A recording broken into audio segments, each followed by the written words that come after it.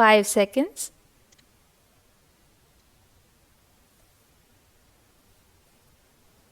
Coming to the internal affairs of the country, Madam Deputy Chairman, the policies of the Government of India for the last 15 years have been so manipulated that the rich people are becoming richer and the poorer sections of the people are becoming still poorer. The committee that has been appointed to investigate into the question of distribution of income has not yet given its verdict, but it is common knowledge that the people who are in the higher ups have become more rich and the people in the lower rung have become poorer. The prices of essential commodities that the peasants and the workers use have gone up so high that they are not within the reach of the mass of the people of the country. Government have not taken adequate steps to bring down the prices and to stabilize the prices, as was recommended by the Food Grains Committee. We are now in the third plan. While the plans are progressing, the number of the unemployed in the country is increasing. This is a very anomalous position. It is the government alone that can explain why, in spite of the plans, the unemployment problem is becoming more and more acute. As was rightly pointed out yesterday by some speakers, our agriculture has not been paid due attention that should have been paid to in a country where 80% of the people live on land. Some 3 or 4 years back, when Mr. Ajit Prasad Jain was the Food and Agriculture Minister, he was made to resign under shady circumstances as one who had proved not capable of solving the food problem in the country. A suggestion was thrown that the portfolio of agriculture should be handled by an important and senior minister of the cabinet, and particularly in the states by the chief ministers of the states. But nothing of the sort has happened. Whatever increase in food grains output we have obtained is not because of any increase in the yield per acre, but because of extensive cultivation. More land has been brought under cultivation and some irrigation facilities have now been provided. But the increase that we have seen is not in keeping with the demand that is necessary for us to feed 400 millions in India.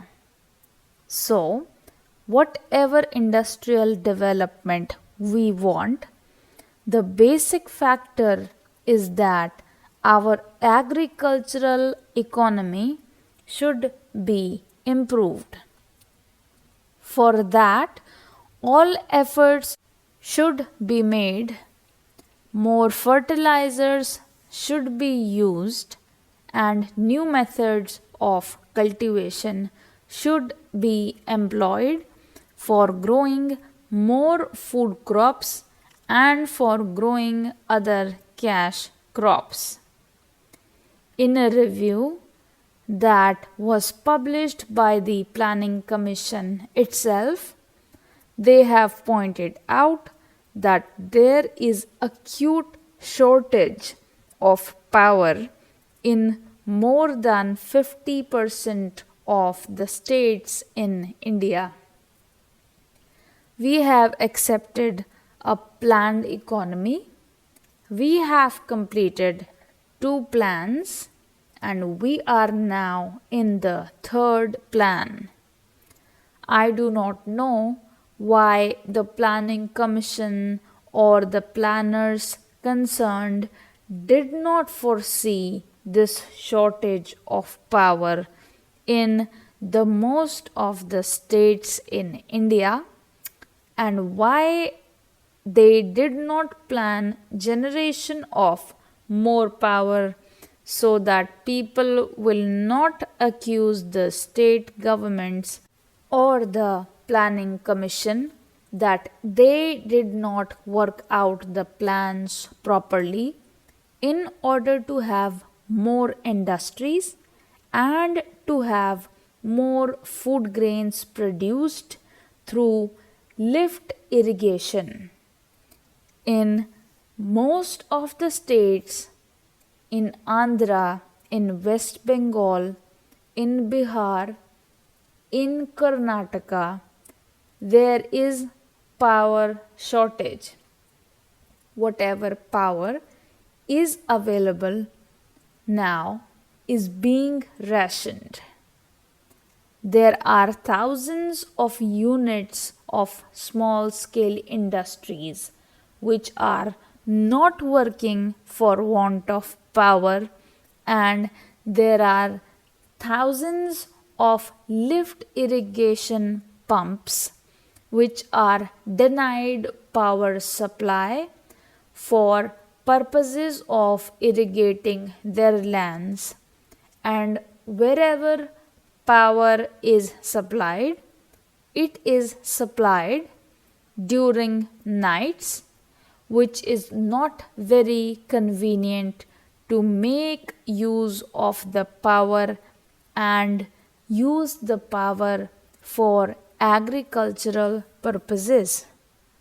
The finance minister, in the statement that he made in the Lok Sabha and which was placed before us, has stated that it was assessed that for the successful implementation of the plan, even after taking every possible measure for the development of our exports, which clearly must be given the highest priority, we would need external assistance of the order of rupees 2600 crores, and we have, however, been less successful in obtaining and utilizing the external assistance required for financing the imports necessary for our developing economy.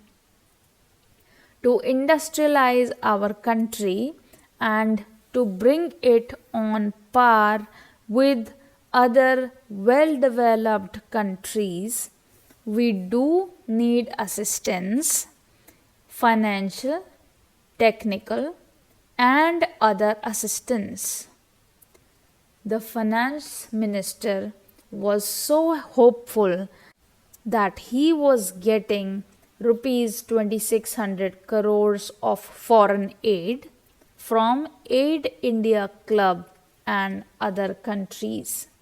But now he is hopeful of getting that amount which is necessary to fulfill the targets in the third 5-year plan.